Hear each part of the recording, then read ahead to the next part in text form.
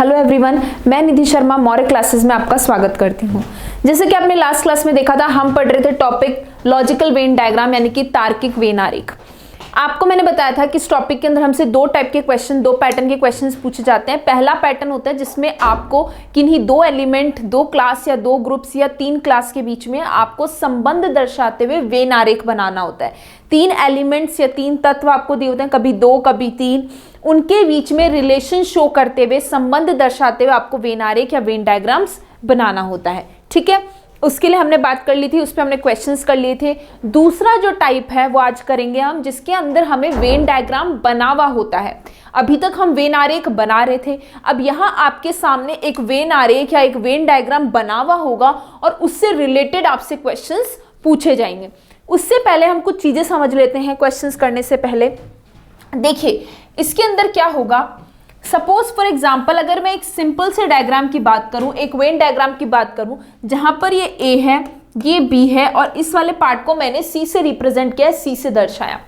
ये जो ए है ये दर्शा रहा है, सपोज कीजिए गणित पढ़ने वाले छात्रों को, यानी कि जो मैथ्स पढ़ते हैं, जो मैथ्स स्टूडेंट्स हैं उनको दर्शा रहा है, और ये दर्शा रहा है विज्ञान पढ़ने वाले स्टूडेंट्स को।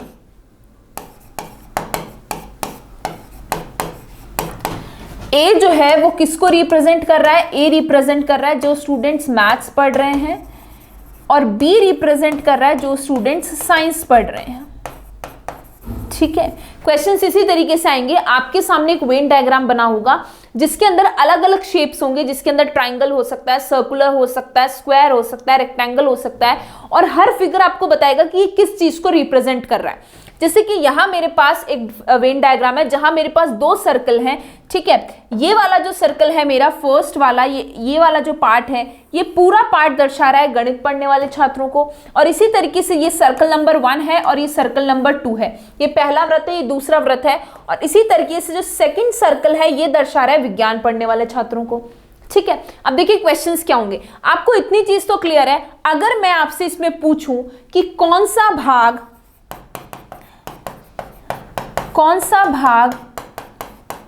गणित पढ़ने वाले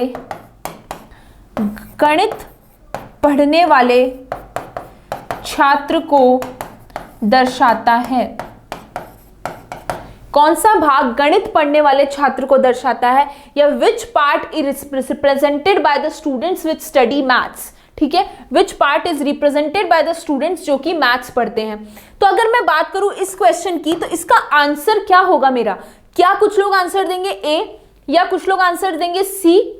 देखिए आपसे पूछा है कौन सा भाग गणित पढ़ने वाले छात्रों को दर्शाता है। आपको पता है ये वाला पूरा का पूरा सर्कल गणित पढ़ने वाले छात्रों को दर्शा रहा है, तो इसके अंदर ए भी आ रहा है, इसके अंदर सी भी आ रहा है। अब आप कहोगे इस सी के अंदर तो विज्ञान पढ़ने वाले छात्र भी आ रहे हैं। बिल्कुल आ रहे हैं, लेकिन हमसे क्वेश्चन पूछा है कि गणित पढ़ने वाले छात्र कौन से हैं, तो गणित पढ़ने वाले छात्र में ये पूरा पार्ट आएगा, तो इसका आंसर ए भी होगा और सी भी होगा। पर अगर इसमें मैं एक कंडीशन लगा दूं कि कौन सा भाग गणित पढ़ने वाले छात्रों को दर्शाता है, अब देखिए ये क्वेश्चन हो गया। अभी मैं आपको समझा दिया कि पूरा पार्ट आएगा, ए भी आएगा, सी भी आएगा। ठीक है, क्योंकि ये पूरा गणित, इस सी के अंदर भी गणित वाले छात्र भी हैं और विज्ञान वाले भी हैं। ये सी के अंदर गणित वाले भी हैं और विज्ञान वाले भी हैं। तो अगर हमसे क्वेश्चन पूछा जा रहा है कि कौन सा भाग गणित पढ़ने वाले छात्रों को दर्शा रहा है, तो जहां जहां गणित का भाग आ रहा है वो पूरा पार्ट हम लेंगे, अनटिल एंड अनलेस कोई हमारे पास कोई कंडीशन या शर्त ना रखी गई हो। और वो कंडीशन कैसी होगी वो हम देखेंगे। ठीक है, तो अगर जैसे इस क्वेश्चन में गणित पढ़ने वाले छात्र पूछा है, तो जहां जहां गणित ये पूरा पार्ट आएगा, माना इस सी के अंदर बी का भी कुछ पार्ट है, यानी विज्ञान पढ़ने वाले छात्रों का पार्ट है, लेकिन हमें यहां पर ऐसी कोई कंडीशन नहीं रखी गई है कि हम इसको ना लें। ठीक है, हमसे सिर्फ इतना पूछा गया कि गणित पढ़ने वाले छात्र कौन से हैं, तो पूरा जहां जहां गणित आएगा वो पूरा पार्ट आएगा। अब देखिए अगर इसके अंदर कोई कंडीशन लग जाए, तो अब इसमें अगर मैं कंडीशन लगा दूं कि कौन सा भाग गणित पढ़ने वाले छात्रों को दर्शाता है जो कि विज्ञान नहीं पढ़ते,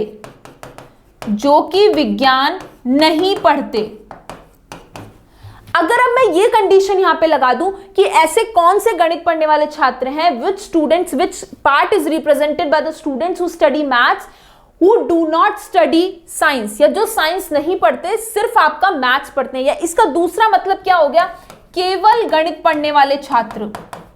इसको मैं दूसरी तरीके से और कैसे लिख सकती हूं, केवल गणित पढ़ने वाले छात्र, कि अगर मैंने ये कंडीशन लगा दी कि आपको इसमें सिर्फ वो पार्ट बताना है, वो पार्ट कौन सा भाग है जो रिप्रेजेंट कर रहा है, वो छात्र बताना है जो सिर्फ मैथ्स पढ़ रहे हैं, या ऐसे बोल दूं वो छात्र जो मैथ्स पढ़ रहे हैं लेकिन विज्ञान नहीं पढ़ रहे हैं, तब मेरा इस क्वेश्चन का आंसर चेंज होकर क्या हो जाएगा, ए।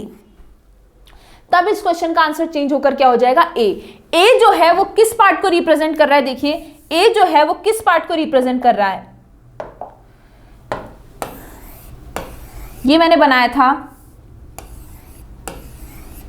ए, बी और सी। तो इसके अंदर जो ए है मेरा, ए किस पार्ट को रिप्रेजेंट कर रहा है, ए रिप्रेजेंट कर रहा है केवल गणित पढ़ने वाले छात्रों को, क्योंकि इसके अंदर सिर्फ मैथ स्टूडेंट्स हैं, इस भाग के अंदर सिर्फ मैथ स्टूडेंट हैं, ठीक है। इस बीच वाला जो पार्ट है हमारा, बीच वाला जो पार्ट है ये सी, इसके अंदर क्या है, इसके अंदर हमारा मैथ्स वाले भी हैं और साइंस वाले भी हैं। ये किसको दर्शा रहा है, दोनों को, यानी कि जिसके अंदर मैथ्स के भी छात्र हैं और विज्ञान के भी छात्र हैं, ठीक है। ये पार्ट दर्शा रहा है कॉम्बिनेशन को या दोनों को।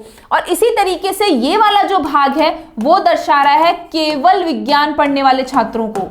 किसको दर्शा रहा है, जो केवल विज्ञान पढ़ रहे हैं।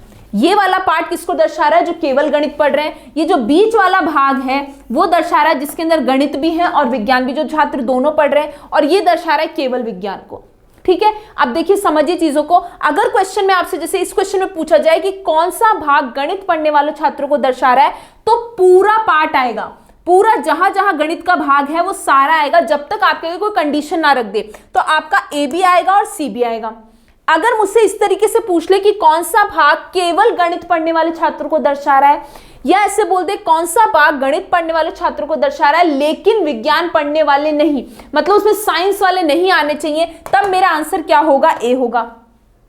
अगर पूछ ले केवल विज्ञान वाले छात्र, तो आंसर क्या होगा, बी। अगर पूछ ले दोनों, ऐसे कितने विद्यार्थी हैं जो दोनों सब्जेक्ट पढ़ रहे हैं, साइंस भी पढ़ रहे हैं मैथ्स भी पढ़ रहे हैं, तब मेरा आंसर क्या होगा, सी। तो इस तरीके से आपको क्वेश्चन अब करने होंगे। अब अपन क्वेश्चंस करेंगे तो और चीजें क्लियर होंगी। ये बेसिक कॉन्सेप्ट था जो आपको ध्यान रखना है, क्योंकि बच्चे क्या गलती करते हैं कि अगर जैसे उनसे पूछा जाए कौन सा भाग गणित पढ़ने वाले छात्रों को दर्शा रहा है, तो वो सिर्फ उत्तर दे देंगे ए, वो इस बीच के कॉमन पार्ट को सी को भूल जाएंगे, जबकि सी के अंदर भी तो ए का भाग आ रहा है, ये रहा ए। तो जहां जहां आ रहा है वो सबको लेना है आपको, जब तक आपके आगे कोई कंडीशन ना रख दे, कोई शर्त ना रख दे, या आपको आगे नकारात्मकता ना दे दे कि आपको ये चीज नहीं लेनी। अगर आप कोई कंडीशन दे दे कि आपको ये नहीं लेनी, तभी आपको उसको छोड़ना है। जब तक नहीं बोलेगा तब तक जहां जहां उसका भाग आ रहा है उस डायग्राम का, उस आरेख का, वो आपको लेना है, वो आपके आंसर में आएगा, ठीक है। क्लियर है। अब क्वेश्चंस करते हैं जिससे आपको और अच्छे से क्लियर होगा। चलिए स्टार्ट करते हैं, लेते हैं पहला क्वेश्चन। देखिए फर्स्ट क्वेश्चन, देखिए क्या कह रहा है।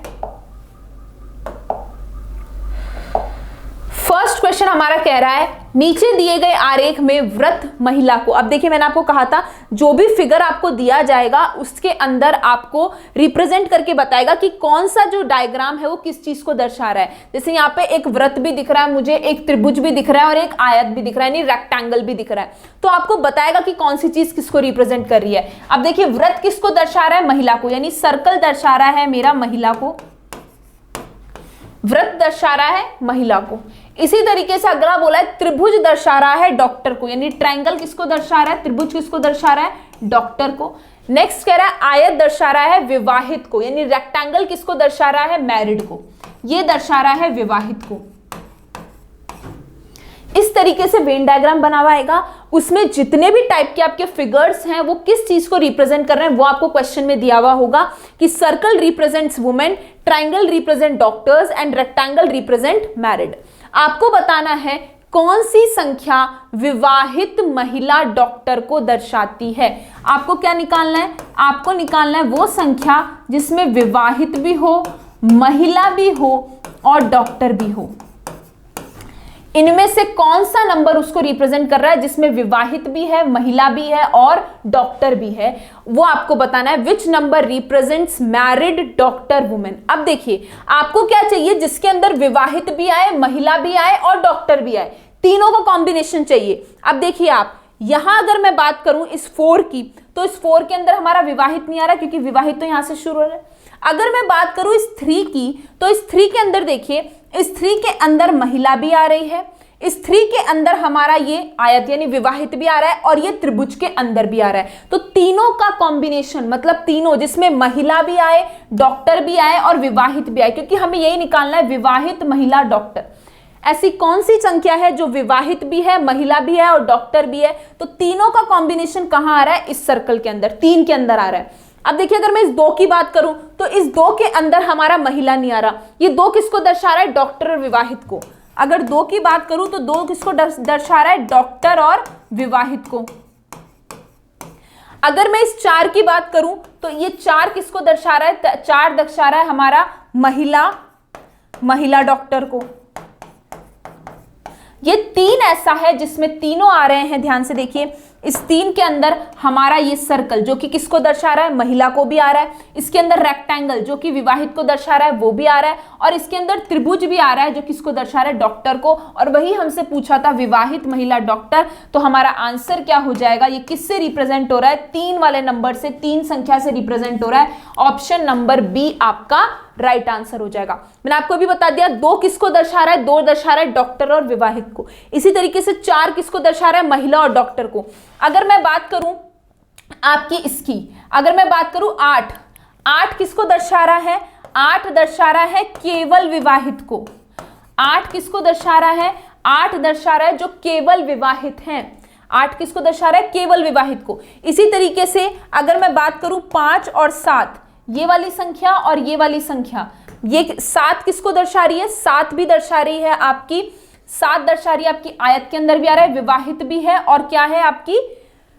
महिला भी है। विवाहित है और महिला है, 7 उसको दर्शा रहा है। 5 किसको दर्शा रहा है? 5 आपका दर्शा रहा है, 5 किसको दर्शा रहा है? 5 दर्शा रहा है केवल महिला को। ये वाली संख्या, ये क्या है? केवल महिला। इसी तरीके से ये वाला पार्ट क्या है? केवल विवाहित। ठीक है, तो इस तरीके से आपसे क्वेश्चन पूछा जाएगा और जो पूछा जाए उसके अकॉर्डिंग आपको आंसर निकालना है। हमें विवाहित, महिला, डॉक्टर पूछी थी, तो 3 नंबर जो है उसके अंदर तीनों आ रहे हैं, विवाहित भी आ रही है, महिला भी आ रही है और डॉक्टर भी आ रही है। तीनों का इंटरसेक्शन देखना था। 3 हमारे पास चित्र थे, तीनों जिसमें आए तो वो हमारा नंबर है, संख्या है 3। तो ऑप्शन नंबर बी आपका राइट आंसर हो जाएगा। इसके अलावा जो बची हुई संख्या किसको दर्शा रही है वो भी मैंने आपको बता दिया।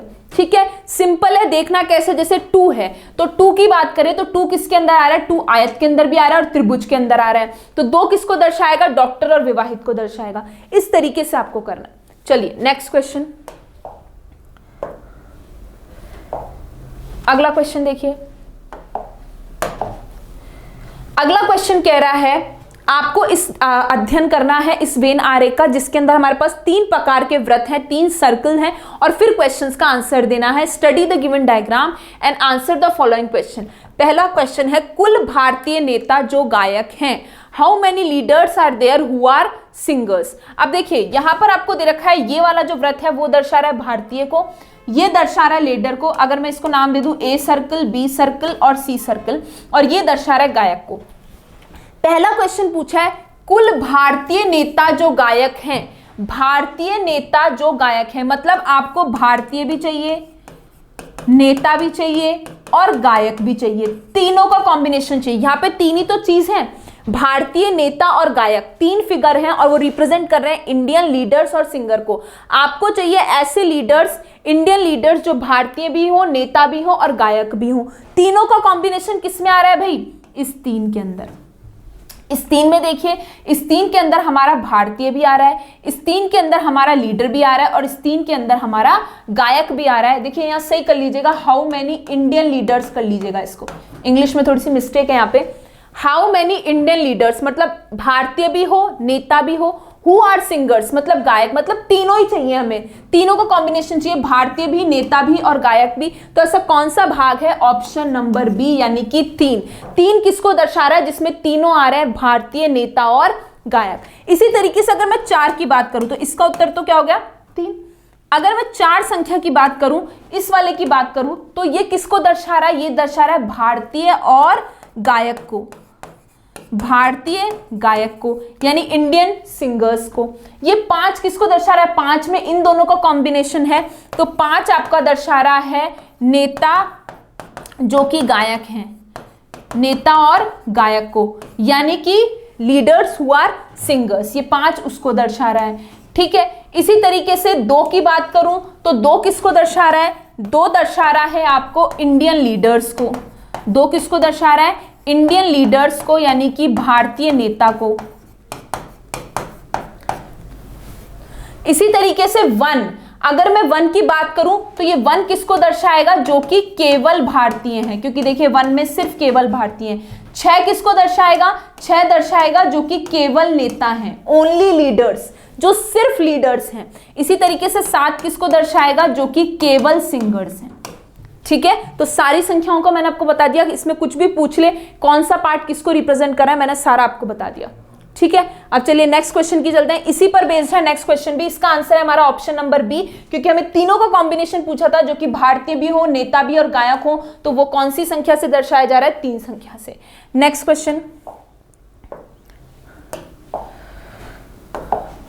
अब देखिए अगला इसमें पूछा है कुल गायकों की संख्या, how many singers are there. आपसे क्या पूछा है? कुल, इसी पर आधारित है, कुल गायकों की संख्या। अब कुल सिंगर्स कौन से हैं? सिंगर्स में ये पूरा सर्कल सिंगर्स को रिप्रेजेंट कर रहा है। तो अभी जैसे मैंने आपको इंट्रोडक्शन में बताया था, पहले चीज आपको यही समझाई थी कि अगर सिंगर पूछ रहा है या कुछ भी पूछ रहा है तो उसका भाग जहां जहां आ रहा है वो पूरा हमें लेना है। ये पूरा सिंगर्स है, तो कितने हो जाएंगे? देखिए 7 + 4 + 3 + 5, इस पूरे सर्कल के अंदर जितनी संख्या आएंगी सारी आएंगी, क्योंकि ये पूरा किसको दर्शा रहा है? सिंगर्स को। अब यहां हमारे की कोई कंडीशन नहीं रखी कि वो सिंगर जो कि लीडर ना हो या नेता नहीं हो, कोई शर्त नहीं रखी, तो हम पूरा भाग लेंगे। माना इस 4 के अंदर हमारा इंडियन भी आ रहा है, इस 5 के अंदर नेता भी आ रहा है, पर उससे कोई मतलब नहीं, इसमें सिंगर भी आ रहा है और आगे कोई कंडीशन नहीं है, तो पूरा लेंगे। तो कितना आ जाएगा? 7 और 4 कितना हो गया आपका? 11, और ये 8 कितना हो गया? 19। ऑप्शन नंबर ए आपका राइट आंसर है। टोटल सिंगर्स कितने हैं हमारे? 19 हैं। टोटल सिंगर्स हमारे 19 हैं, क्योंकि इस क्वेश्चन में आगे कोई शर्त नहीं रखी थी कि आपको ऐसे सिंगर नहीं लेने जो कि इंडियन नहीं है या लीडर नहीं है। हमें सिर्फ इतना बोला था सिंगर बताइए, तो सिंगर सारे हैं। सिंगर्स इसमें भी आ रहा है, 3 में भी आ रहा है, 5 में भी आ रहा है और 7 तो है ही, तो पूरा भाग लिया जाएगा। ऑप्शन नंबर ए आपका राइट आंसर है 19। चलिए नेक्स्ट क्वेश्चन,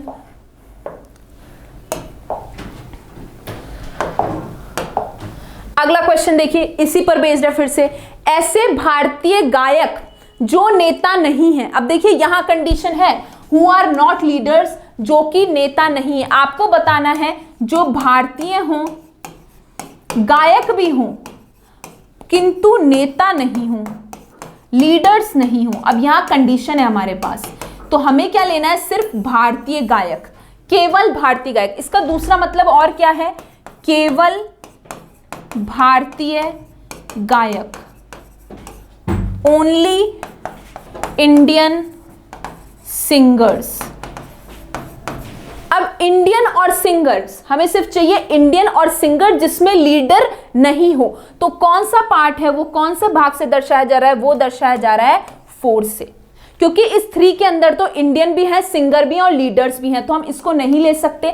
हमें सिर्फ ये बोला है, हमें बताना है भारतीय गायक जो कि लीडर नहीं है, Indian singers who are not leaders. तो ये जो 4 है उसमें भारतीय भी आ रहा है और गायक भी आ रहा है, इसमें लीडर नहीं है इस वाले पार्ट के अंदर। तो ये आपका आंसर हो जाएगा option number D, that is 4। ठीक है, तो देखिए जहां कंडीशंस आ जाए तो उस अकॉर्डिंग वर्क करना है, और अगर कंडीशन नहीं आ रही है तो हमें सारा पार्ट लेना है जहां जहां वो है, जिसके बारे में पूछा जा रहा है उसका भाग जहां जहां आ रहा है वो पूरा लेना है। लेकिन अगर इस तरीके से कोई कंडीशन आ जाए तो फिर हमें नहीं लेना। उसने बोल दिया लीडर नहीं लेना, तो हम इस 3 को नहीं ले सकते। अगर ये बोलता है ऐसे भारतीय गायक, तो फिर हम, अगर इसमें सिर्फ बोलता कि आपको बताना है भारतीय गायक, भारतीय गायक बोलता, तब भी हमारा आंसर 4 ही होता, क्योंकि हमारा भारतीय गायक तो सिर्फ इसके अंदर दर्शा रहा है, इसके अंदर तो लीडर्स भी आ रहे हैं। लेकिन इसने बोल दिया हु आर नॉट लीडर्स, तो हम इस पार्ट को नहीं लेंगे जो कि नेता नहीं है, क्योंकि इस 3 के अंदर हमारे देखिए नेता भी आ रहे हैं। तो हमारा आंसर हो जाएगा ऑप्शन नंबर डी। चलिए नेक्स्ट क्वेश्चन।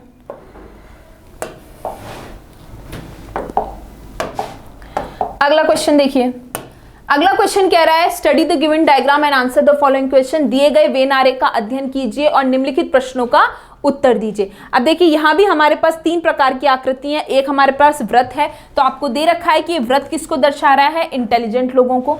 इसी तरीके से एक त्रिभुज है, ये किसको दर्शा रहा है, सृजनात्मक या क्रिएटिविटी को।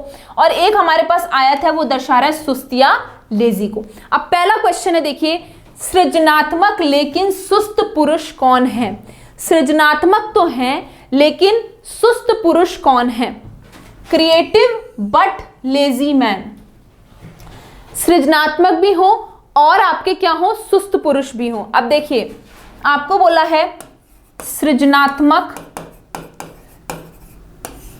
लेकिन सुस्त पुरुष, मतलब आपको क्या करना है, जो क्रिएटिव भी हो और लेजी भी हो, दोनों का कॉम्बिनेशन लेना है। जो क्रिएटिव भी हो और लेजी भी हो, सृजनात्मक और आपका लेजी। तो ऐसा कौन सा पार्ट है, देखिए अगर मैं बात करूं इस वाले भाग की, अगर मैं बात करूं इस वाले भाग की, ये आपका एफ है, ठीक है।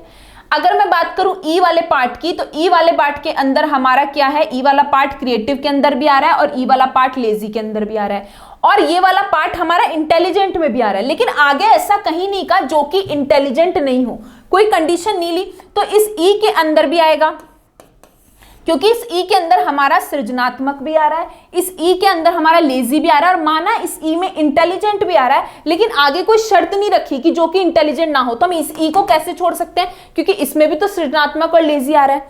और ये जो एफ है, ये जो एफ है, ये भी किसको दर्शा रहा है, क्योंकि देखिए इसमें सृजनात्मक भी है और ये लेजी के अंदर भी है। तो ऐसा कौन सा पार्ट है जो कि सृजनात्मक और सुस्त पुरुष यानी लेजी पर्संस को दर्शा रहा है, ई एंड एफ, ये दोनों भाग आएंगे। इस एफ के अंदर तो क्रिएटिव और लेजी है, इस ई के अंदर क्रिएटिव भी है, लेजी भी और इंटेलिजेंट भी है, तीनों हैं। पर हम इस ई को नहीं छोड़ सकते क्योंकि हमारे आगे कंडीशन नहीं है कि आपको इंटेलिजेंट नहीं लेना, तो इस ई को भी लेंगे क्योंकि इसमें क्रिएटिव और सुस्त तो है ही है। तो दोनों पार्ट आपके दर्शाएंगे ई और एफ, ऑप्शन नंबर बी आपका राइट आंसर होगा, ठीक है। चलिए इसको सही कर लीजिएगा, यहां पर ये एफ है। नेक्स्ट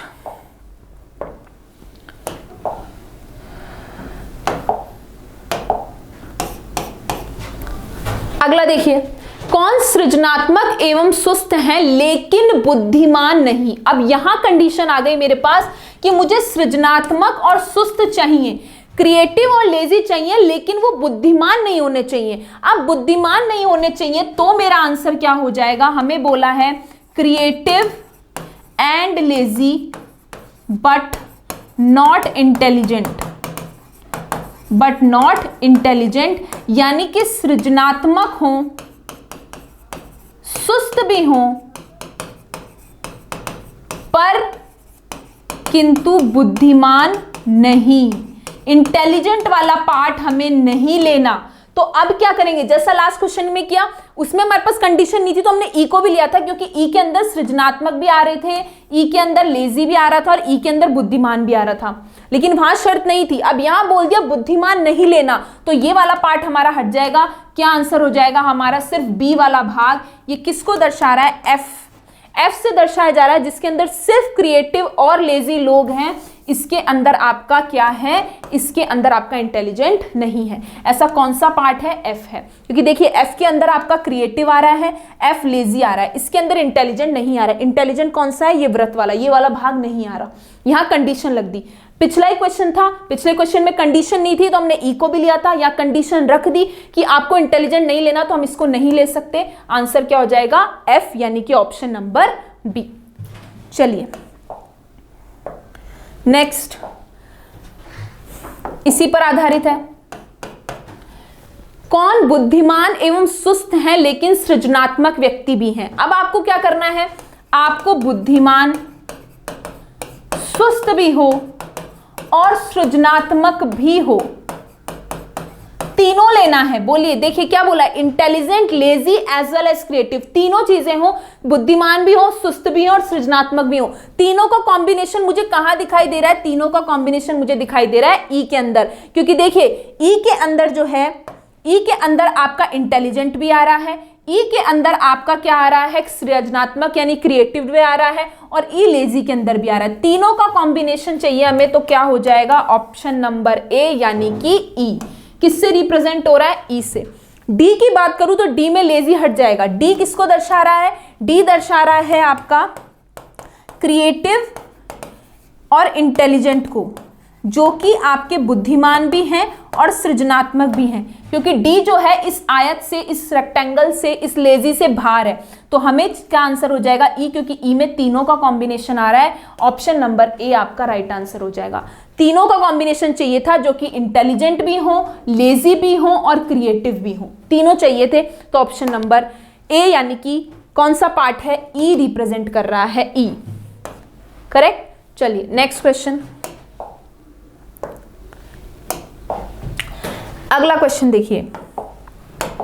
अगला क्वेश्चन आपसे कह रहा है, नीचे दिए गए आरेख में व्रत जो है वो पेशेवर को दर्शाता है। व्रत जो है वो किसको दर्शा रहा है, व्रत दर्शा रहा है आपके पेशेवर को। व्रत आपके दर्शा रहा है पेशेवर यानी कि प्रोफेशनल्स को। ठीक है। उसके बाद आपको बोला है वर्ग जो है यानी कि जो स्क्वायर है वो किसको दर्शा रहा है, वो दर्शा रहा है नर्तकों को। ये दर्शा रहा है आपके डांसर्स यानी नर्तक को। आगे चलिए। ट्राइंगल जो है यानी त्रिभुज जो है वो किसको दर्शा रहा है, त्रिभुज दर्शा रहा है आपके संगीतकारों को, सिंगर्स को, संगीतकार। चलिए आगे पढ़िए। एंड आपका क्या बोल रहा है, व्रत पेशेवरों को, वर्ग नर्तकों को, त्रिभुज संतकारों को। तो आपको बताना है निम्नलिखित में से कौन ना तो नर्तक हैं ना ही संगीतकार हैं, किंतु पेशेवर और यूरोपियन है। देखिए इसमें ऐड कर लेना, ये जो है ये दर्शा रहा है आपका यूरोपियन को, ये आपका दर्शा रहा है यूरोपियन को, ये दर्शा रहा है जो आपका रेक्टेंगल है वो रिप्रेजेंट कर रहा है यूरोपियन को। यहां पे लिख लीजिएगा, त्रिभुज जो है आपका, ये जो आयत जो है वो दर्शा रहा है आपका यूरोपियंस को, त्रिभुज दर्शा रहा है आपका नृतकों को। ठीक है, त्रिभुज दर्शा रहा है आपका किसको, म्यूजिशियंस को यानी संगीतकारों को। आपका जो ये वर्ग है बीच में स्क्वायर जो है वो दर्शा रहा है नृतकों को, और ये दर्शा रहा है सर्कल यानी कि व्रत पेशेवरों को। ठीक है। अब क्वेश्चन क्या पूछा है, देखिए क्वेश्चन आपसे पूछा है कौन सा ना तो नर्तक है ना ही संगीतकार हैं, किंतु पेशेवर हैं और यूरोपियन भी नहीं है। मतलब आपको क्या बोल दिया, ना तो आपको डांसर्स चाहिए, ना तो नर्तक, ना संगीतकार, ना यूरोपियन, पर पेशेवर हूं, किंतु पेशेवर हूं। मतलब आपको क्या कह रहा है, ना डांसर्स हो, ना आपके सिंगर्स हो, ना यूरोपियन हो, सिर्फ क्या हो, प्रोफेशनल। इसका मतलब क्या है, आपको क्या निकालना है, ओनली प्रोफेशनल हूं, ओनली प्रोफेशनल।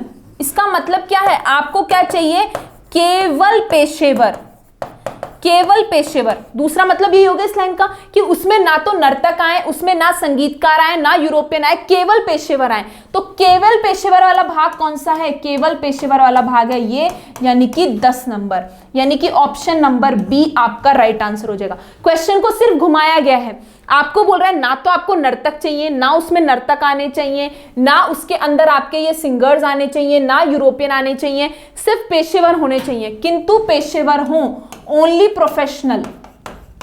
इसका मतलब ये हो गया, क्योंकि और तो कुछ चाहिए नहीं, सबके आगे ना की कंडीशन लगा दी, ना नर्तक होने चाहिए, ना संगीतकार होने चाहिए, ना ही यूरोपियन होने चाहिए। तो इसका मतलब हमें केवल प्रोफेशनल चाहिए, ओनली प्रोफेशनल, सिर्फ वो वाला पार्ट चाहिए। तो कौन सा है, 10 नंबर, 10 नंबर उसको रिप्रेजेंट कर रहा है। ऑप्शन नंबर बी आपका राइट आंसर है, सिर्फ आपके प्रोफेशनल हों, ये क्वालिफाइड की जगह प्रोफेशनल है, ओनली प्रोफेशनल आपको चाहिए था। राइट, तो ऑप्शन नंबर बी यानी कि 10, क्योंकि 10 सिर्फ रिप्रेजेंट कर रहा है जो कि सिर्फ पेशेवर है, ना तो संगीतकार है, ना ही आपके नर्तक हैं और ना ही यूरोपियन है। चलिए नेक्स्ट।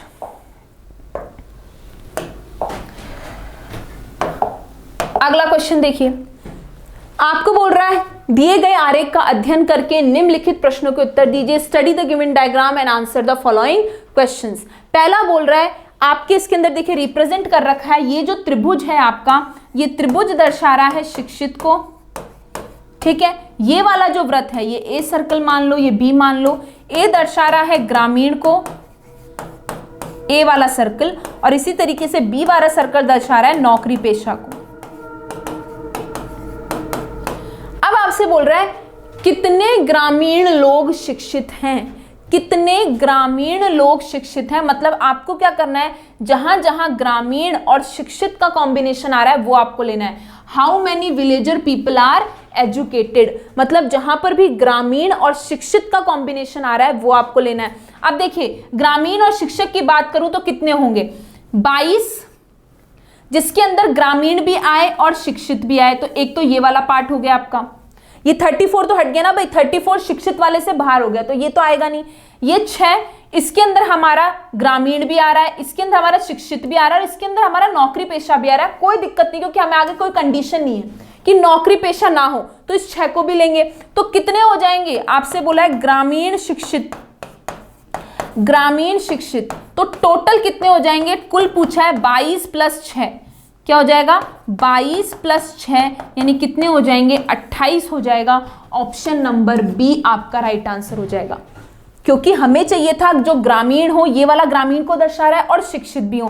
तो एक तो ये 22 नंबर हो गया ग्रामीण और शिक्षित का कॉम्बिनेशन, एक ये 6 हो गया क्योंकि इसके अंदर शिक्षित भी आ रहे हैं और इसके अंदर ग्रामीण भी आ रहा है, इसके अंदर नौकरी पेशा भी आ रहे हैं, लेकिन हमें कोई कंडीशन नहीं दी कि नौकरी पेशा ना हो, तो हम इस 6 को भी लेंगे। तो टोटल 22 + 6 28 हो जाएगा। ये नीचे वाले तो देखिए शिक्षित से बाहर हो गए, ये इस त्रिभुज से बाहर की तरफ है, तो शिक्षित नहीं हुए, तो इसको हम ले नहीं सकते क्योंकि ये इस शिक्षित से बाहर है। हमें चाहिए ग्रामीण और शिक्षित का कॉम्बिनेशन जिसमें दोनों आए। तो 22 + 6 टोटल कितना हो जाएगा आपका 28 हो जाएगा। ऑप्शन नंबर बी आपका राइट आंसर है। नेक्स्ट क्वेश्चन, इसी पे देखिए अगला क्वेश्चन हमसे क्या पूछा है, कितने लोग केवल नौकरी पेशा हैं, यानी कि ओनली सर्विसमैन हो या केवल नौकरी पेशा हो। केवल नौकरी पेशा, केवल नौकरी पेशा मतलब सिर्फ नौकरी पेशा होना चाहिए, उसके अंदर कोई और भाग नहीं आना चाहिए। तो देखिए केवल नौकरी पेशा कौन से होंगे आपके, केवल नौकरी पेशा एक तो ये वाला पार्ट, ये 12, और इसी तरीके से ये 14, ठीक है। केवल नौकरी पेशा वाले लोग कौन से होंगे, ये वाला पार्ट 12 + 14, और तो कोई कॉम्बिनेशन है नहीं, आपको सिर्फ नौकरी पेशा चाहिए। नौकरी पेशा की बात करिए तो 12 तो हो नहीं सकता क्योंकि 12 के अंदर तो शिक्षित भी आ रहा है, आपको चाहिए केवल नौकरी पेशा हो, तो वो वाला पार्ट कौन सा है, ये वाला है।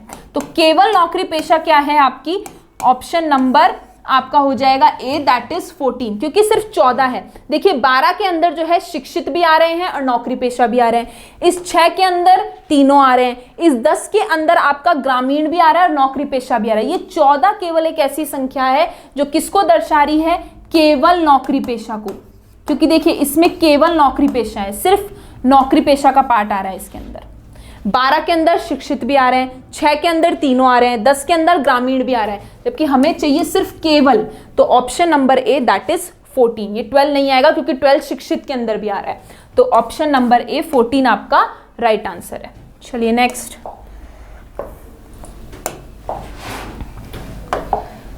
देखिए अगला क्वेश्चन, देखिए आपको एक वेन आरेख बना हुआ है, ठीक है। इसके अंदर अलग अलग प्रकार की आती है, सब आपको दर्शा रखी है कि आपका ये जो इस तरीके का आयत है वो दर्शाता है बस को, ये जो इस तरीके का इलेप्टिकल और आकृति बनी हुई है आपकी, इस तरह का अंडाकार बना हुआ है वो दर्शा रहा है साइकिल को, वृत्त हमारा सर्कल जो वृत्त है वो दर्शा रहा है ट्रेन को, और त्रिभुज दर्शा रहा है कार को। अब आपसे पूछा है क्वेश्चन में कि इस आकृति का अध्ययन करें और उस पर आधारित प्रश्न कीजिए। प्रश्न पूछा है ट्रेन से यात्रा करने वाले लोगों की कुल संख्या तथा ट्रेन से यात्रा न करने वाले लोगों की कुल संख्या का अनुपात कितना है। Ratio of people travelling by train and people not travelling by train, उसका रेशियो आपको निकालना है। तो सबसे पहले देखिए ट्रेन है कहां पर, ट्रेन आपकी ये रही, ट्रेन ये रही, ठीक है। तो रेशियो ऑफ पीपल पहले लिखिए ट्रैवलिंग बाय ट्रेन, तो जो ट्रेन से यात्रा कर रहे हैं, अब इसमें कोई कंडीशन नहीं रखी, तो ट्रेन ये पूरा है, ट्रेन से यात्रा करने वाले के अंदर ये पूरा पार्ट आएगा। तो देखिए कितना हो गया, ये ट्रेन से यात्रा करने वाले, जोड़िए ये 100 भी आएगा, यानी 100 प्लस 20 प्लस 10, ये भी आएगा, ये भी आएगा, फिर ये वाला 100, ये 50 आएगा और ये 50 आएगा। तो ये 50 और ये 50 मिलाकर भी पूरा 100 हो जाएगा, प्लस 50 प्लस 50, ये पूरा भाग ले लिया क्योंकि ये पूरा किसको दर्शा रहा है, ट्रेन को। तो इस ट्रेन के अंदर जितने आ रहे हैं वो सारे लेंगे, जोड़िए इनको, कितना आएगा, ये 100, ये 100, ये 100, ये 300 हो गया, प्लस ये कितना हो गया आपका 30। ठीक है, एक इसमें ये वाला पार्ट नहीं है, ये इसको सही कर लीजिएगा, यहाँ पे 50 होगा, तो प्लस 50, तो टोटल कितना हो गया आपका, ये 380। ठीक है, ये पार्ट रिप्रेजेंट नहीं करता, ये 50 है, तो टोटल हमारा ये 50 भी ऐड हो जाएगा इसके अंदर, प्लस एक 50 और हो जाएगा। तो टोटल कितना हो जाएगा, ये 100, ये 50, ये 10, ये 50, ये वाला 50, ये 100, ये 20, पूरा पार्ट आ जाएगा। तो कितना हो जाएगा 380। और आपसे बोल रहा है जो पीपल ट्रेन से ट्रेवल नहीं कर रहे हैं, इनका ही तो रेशियो निकालना है। ट्रेन से यात्रा नहीं करने वाले, नहीं करने वाले कौन से होंगे, जो इस ट्रेन से बाहर होंगे, इसके बाहर, तो वो कौन से हैं, 100, 20 और 40, जो इसके बाहर है वो ट्रेन से यात्रा नहीं कर रहे हैं। 100 प्लस 40 प्लस 20, तो ये कितना आ गया 160, कितना आ गया 160। अब दोनों का जब आप रेशियो लेंगे, आपको क्या निकालना है, अनुपात निकालना है। तो अनुपात जब आप निकालोगे, अनुपात जब आप निकालोगे तो कितना हो जाएगा 380/160, यानी 38/16, 38/16, यानी ऑप्शन नंबर डी आपका राइट आंसर है। आपको बोला था जो ट्रेन से यात्रा कर रहे हैं और ट्रेन से यात्रा नहीं कर रहे, दोनों का अनुपात। तो ट्रेन से यात्रा करने वाला, क्योंकि ये दर्शा रहा है ट्रेन को, वृत्त दर्शा रहा है ट्रेन को, तो उसके अंदर ये पूरा आएगा। तो इसके अंदर जितनी संख्याएं थी सबको जोड़ दिया, ये आ गया 380। और ट्रेन से यात्रा नहीं करने वाले मतलब इस वृत्त के बाहर वाला पार्ट, यानी कि 40, 100 और 20, तो ये आ गया 160। दोनों का रेशियो ले लिया, कितना आ गया 38/16, ऑप्शन नंबर डी। ठीक है, नेक्स्ट क्वेश्चन। अगला क्वेश्चन देखिए, आपसे कह रहा है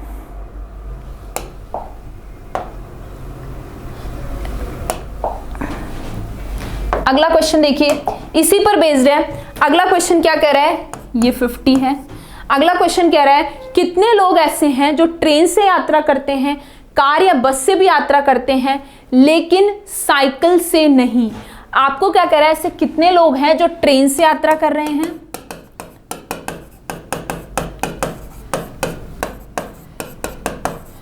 कार और बस से भी, कार तथा बस से भी, किंतु साइकिल से नहीं, किंतु साइकिल से नहीं, यानी उसमें साइकिल वाला पार्ट नहीं आना चाहिए। How many people travel by train along with either car और बस, ट्रेन तो आनी चाहिए, उसके साथ कार या बस हो, पर साइकिल नहीं हो। अब साइकिल कौन सी है, मतलब ये वाला पार्ट नहीं होना चाहिए, ये वाला पार्ट नहीं होगा। अब आपको चाहिए ट्रेन के साथ किसका कॉम्बिनेशन, ट्रेन के साथ आपको चाहिए कार या बस का। अब देखिए ये 50 है, ये 50 किसको दर्शा रहा है, ये 50 आपका ट्रेन के अंदर भी आ रहा है और बस के अंदर भी आ रहा है। इसी तरीके से ये जो 10 है वो किसके अंदर आ रहा है, तीनों के अंदर आ रहा है, ट्रेन, कार और बस। और एक ये 20 है जो किसके अंदर आ रहा है, ट्रेन के अंदर भी आ रहा है और आपका आ रहा है ये किसके अंदर, कार, और ये किसके अंदर आ रहा है, कार के अंदर भी आ रहा है और बस के अंदर भी आ रहा है। ठीक है, तो कितने हो गए, 50 प्लस 20 प्लस 10, कितना हो गया ये 80। क्योंकि आपको ये वाला तो चाहिए नहीं, आपको साइकिल वाला पार्ट तो चाहिए ही नहीं, तो ये तो आपको लेना ही नहीं है। आपको चाहिए ट्रेन के साथ कार या बस, तो कौन सा ऑप्शन है, 50 प्लस 10 प्लस 20, तो कितना हो गया आपका 80 हो गया। ऑप्शन नंबर बी आपका राइट आंसर है, ऑप्शन नंबर बी। क्योंकि आपको बोला था ट्रेन से तो यात्रा करते ही हूं, साथ में कार या बस भी हो, तो ट्रेन हो और उसके साथ कार या बस, इनका कॉम्बिनेशन लेना था। तो ये 50 है, ये 10 और 20, साइकिल नहीं आना चाहिए, तो ये तो होना ही नहीं चाहिए, तो ये तो आएंगे ही नहीं उसके अंदर। तो ऑप्शन नंबर कितना हो गया आपका, बी आंसर हो गया, 50 प्लस 10 प्लस 20 यानी कि 80, ऑप्शन नंबर बी। चलिए नेक्स्ट क्वेश्चन।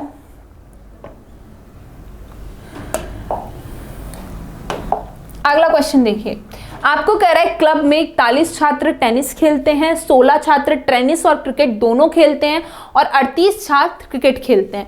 उस क्लब में कुल 80 छात्र हैं, उन छात्रों की संख्या बताइए जो कोई भी खेल नहीं खेलते। अब देखिए, अब तक हमने जितने क्वेश्चन करे वहां हमारे सामने वेन डायग्राम या वेन आरेख बना हुआ था, ठीक है। अब यहां हमें एक लैंग्वेज फॉर्म में क्वेश्चन दे दिया और अब हमें इसके अकॉर्डिंग वेन डायग्राम बनाना पड़ेगा, फिर क्वेश्चन को करना पड़ेगा, ठीक है। In a club there are 80 students, मतलब टोटल कितने स्टूडेंट हैं? टोटल मेरे 80 स्टूडेंट हैं। उसमें से 41 छात्र जो हैं वो टेनिस खेलते हैं, 16 छात्र ऐसे हैं जो टेनिस और क्रिकेट दोनों खेलते हैं। अब देखिए 16 छात्र, मान लीजिए ये दर्शाता है टेनिस वाले छात्रों को और ये वृत्त दर्शाता है क्रिकेट खेलने वाले छात्रों को। अब यहां हमें वेन डायग्राम बनाना पड़ेगा, ठीक है। क्वेश्चन को सॉल्व करने के लिए वेन डायग्राम बनाना, आपको पता है बीच वाला भाग किसको दर्शाता है? दोनों को। तो 16 छात्र ऐसे हैं जो टेनिस और क्रिकेट दोनों खेलते हैं, तो 16 यहां पर आ गया। 41 स्टूडेंट प्ले टेनिस, मतलब ये पूरा पार्ट कितना होगा? ये जो पूरा बड़ा सर्कल है ये टोटल कितना होगा? 41। टोटल 41 कितने हैं? टोटल टेनिस खेलने वाले, जिसका कुछ पार्ट यहां भी है। यानी कि अगर मुझे केवल टेनिस वाला ये वाला पार्ट निकालना है तो 41 में से मुझे 16 माइनस करना पड़ेगा। तो ये कितना आ जाएगा? ये आपका आ जाएगा 25। अब टोटल 41 हो गया ना, 25 प्लस 16, तो पूरे टेनिस खेलने वाले कितने हो गए? 41 स्टूडेंट, ठीक है। तो अगर मुझे निकालना है केवल टेनिस वाले, ओनली टेनिस खेलने वाले या केवल टेनिस खेलने वाले, तो वो कितना हो जाएगा? 41 माइनस 16 दैट इज 25। सेम यहां पर करेंगे। देखिए आपको बोल रहा है टोटल क्रिकेट खेलने वाले, कुल क्रिकेट खेलने वाले स्टूडेंट कितने हैं? कुल क्रिकेट खेलने वाले हैं 38, जिसमें से 16 यहां पे कॉम्बिनेशन वाले भी हैं। तो आपको अगर केवल क्रिकेट खेलने वाले निकालने हैं तो आपको क्या करना पड़ेगा? 38 माइनस 16। 38 माइनस 16 करोगे तो कितना आ जाएगा? 22। तो ये आपका बन गया पूरा वेन आरेख। 16 ऐसे छात्र हैं जो दोनों खेलते हैं, 25 ऐसे छात्र हैं जो केवल टेनिस खेलते हैं। ये किसको दर्शा रहा है? केवल टेनिस खेलने वालों को। और 22 ऐसे हैं जो केवल क्रिकेट खेलते हैं। टोटल ये कितना है? टेनिस का पार्ट 41 जो क्वेश्चन में दिया गया था, और टोटल क्रिकेट का कितना है? 38, ठीक। अब आपको पूछा है ऐसे कितने स्टूडेंट हैं जो कोई भी गेम नहीं खेलते? कोई भी गेम नहीं खेलते, इसका मतलब ये हमारे टेनिस खेलने वाले हैं, ये दोनों खेलने वाले हैं और ये केवल क्रिकेट खेलने वाले हैं। सबको जोड़ दो और टोटल स्टूडेंट्स में से माइनस कर दो, ठीक है। सबको जोड़ के टोटल में से माइनस कर दो, क्योंकि भाई ये तो कोई ना कोई गेम खेलते हैं ना। 25 स्टूडेंट जो है वो केवल टेनिस खेलते हैं, 16 दोनों खेलते हैं और 22 केवल क्रिकेट। तो ये वो लोग हैं जो कोई ना कोई खेल खेलते ही खेलते हैं। तो कुल खेलने वालों की संख्या कितनी है? कुल छात्र जो कोई ना कोई खेल खेलते हैं वो कितने हो जाएंगे आपके? वो आपके हो जाएंगे 22 प्लस 16 प्लस 25। तो कितना हो गया आपका? ये आपका होगा 38 प्लस 25। 38 प्लस 25 करोगे तो कितना हो जाएगा? ये 63। तो ऐसे स्टूडेंट जो कोई ना कोई गेम खेलते हैं, ऐसे स्टूडेंट जो कोई ना कोई खेल खेलते हैं, और टोटल कितना हो जाएगा? 25 प्लस 16 प्लस 22 63। टोटल स्टूडेंट कितने थे हमारे पास? 80 छात्र थे। तो 80 में से ये माइनस कर दो, वो हो जाएंगे जो कोई भी खेल नहीं खेलते, क्योंकि हमें पूछा है जो कोई खेल ना खेले। जो कोई खेल ना खेले तो वो क्या हो जाएगा? देखिए, जो कोई खेल ना खेले,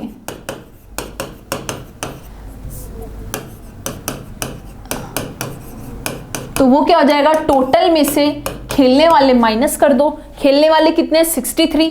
तो ये कितना हो जाएगा? 7 और ये 1, 17। यानी कि ऑप्शन नंबर बी आपका राइट आंसर आ जाएगा। तो कई बार ऐसे लैंग्वेज फॉर्म में भी क्वेश्चन आ सकता है कि जहां आपको लैंग्वेज में क्वेश्चन दिया और आपको इस तरीके से वेन डायग्राम बना के फिर सॉल्व करना पड़े, ठीक है। तो अगर आपके कॉन्सेप्ट्स क्लियर हैं कि बीच वाले पार्ट में कॉम्बिनेशन आता है, ये वाला पार्ट केवल को दर्शाता है, तो आप कैसे निकालोगे कि हमें ये दिया हुआ था 16 टोटल खिलाड़ी हैं जो दोनों खेलते हैं, पूरे टोटल टेनिस खेलने वाले 41 है, तो केवल खेलने वाले कितने होंगे? 41 में से 16 माइनस कर दिया। तो ये कंसेप्ट्स अगर आपके क्लियर है तो आप क्वेश्चन इजीली कर लोगे, ठीक है। नेक्स्ट क्वेश्चन,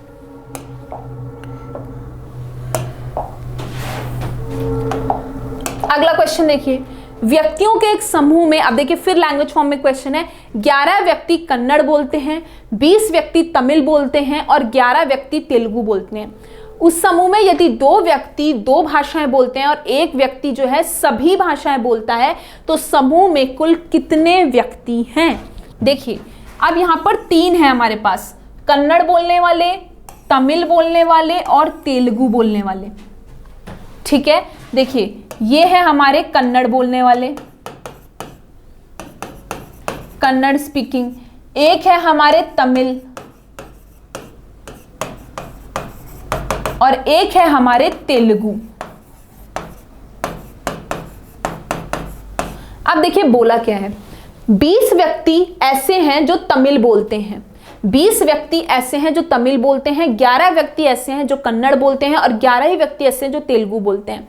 अब आपको बोला, देखिए ये लाइन पढ़िए, एक व्यक्ति सभी भाषाएं बोलता है, मतलब जहां तीनों का कॉम्बिनेशन आएगा वो ऐसा है जो एक ही है, तो तीनों कॉम्बिनेशन का आ रहा है यहां पर एक। और 2 व्यक्ति ऐसे हैं जो 2-2 भाषाएं बोलते हैं, तो देखिए एक यहां पर आ गया और एक यहां पर आ गया। समझ रहे हो भाई, आपको बोला एक व्यक्ति तो ऐसा है जो दोनों भाषाएं बोलता है, ठीक है, तीनों भाषाएं बोलता है, सभी भाषाएं बोलता है, तो सभी भाषाओं का कॉम्बिनेशन देखिए ये रहा, एक ये रहा और एक ये रहा, तो तीनों का आ गया। और 2 व्यक्ति ऐसे हैं जो 2-2 भाषाएं बोलते हैं, तो एक ये हो गया और एक ये हो गया।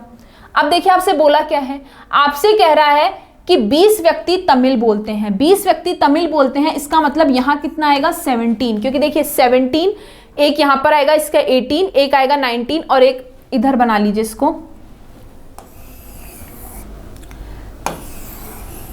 इस वन को यहां बना लीजिए। ठीक है, तो 17, तो आपके कितने टोटल व्यक्ति तमिल बोलने वाले कितने हैं? टोटल 20 हैं, टोटल 20 हैं। अब देखिए तमिल का एक कॉम्बिनेशन यहां पर भी आ रहा है, तो एक यहां हो गया, एक आपका तमिल यहां भी आ रहा है और एक यहां भी, तो टोटल कितने हो गए? 17, 18, 19, 20, 20 हो गया। अब आपसे बोल रहा है 11 व्यक्ति जो है वो कन्नड़ बोलते हैं, 11 व्यक्ति कन्नड़ बोलते हैं, तो यहां कितना आएगा? 9, क्योंकि 9 एक यहां पर आ रहा है, एक यहां पर आ रहा है। इसी तरीके से तेलुगु बोलने वाले व्यक्ति भी 11 थे, तो ये 9 हो गया, तेलुगु का एक यहाँ पे भी आ रहा है और यहाँ पर भी आ रहा है। ठीक है, तो अब टोटल आपको निकालना है कितने होंगे, तो देखिए 17 + 9 + 9, 17 + 9 + 9 और बीच में कितना है? 1 + 1 + 1, तो कितना हो जाएगा ये 17 और 9, 9 और 9 18, तो 17 + 18 + 3। ठीक है, ये आपका हो जाएगा 8 7 15, 35 + 3, यानी कितना हो गया आपका 38। ऑप्शन नंबर सी आपका राइट आंसर है। कॉन्सेप्ट को समझिएगा, देखिए 20 व्यक्ति तमिल बोल रहे थे और आपको बीच में आगे लाइन दे रखी है, एक व्यक्ति सभी भाषाएं बोलता है, मतलब एक कहाँ आएगा? जहां तीनों का कॉम्बिनेशन, एक में देखिए तेलुगु वाला, तमिल वाला और कन्नड़ वाला तीनों आ गया। और 2 व्यक्ति ऐसे हैं जो 2-2 भाषाएं बोलते हैं, तो एक यहाँ आ गया क्योंकि ये दोनों बोल रहा है और एक यहाँ आ गया जो 2 बोल रहा है। 2 व्यक्ति ऐसे जो 2-2 भाषाएं और एक व्यक्ति ऐसे जो तीनों। टोटल व्यक्ति जो आपके तमिल बोलने वाले थे वो कितने थे? 20, तो देखिए यहाँ कितना आएगा? 17, क्योंकि ये पूरा तमिल है, तो 17 18 19 20 ये पूरे तमिल वाले हो गए। ठीक है, जैसा कि लास्ट कंसेप्ट में किया था हमने, कॉम्बिनेशन वाले में से माइनस करके यहाँ लिखना पड़ेगा, 20 में से 3 घटेगा तो 17 आएगा। ये क्या है? 20 - 3। इसी तरीके से ये क्या है? 11 - 2 और ये भी क्या है? 11 - 2। ये केवल कन्नड़ वाले, क्योंकि यहां पर भी कॉम्बिनेशन आ रहा है।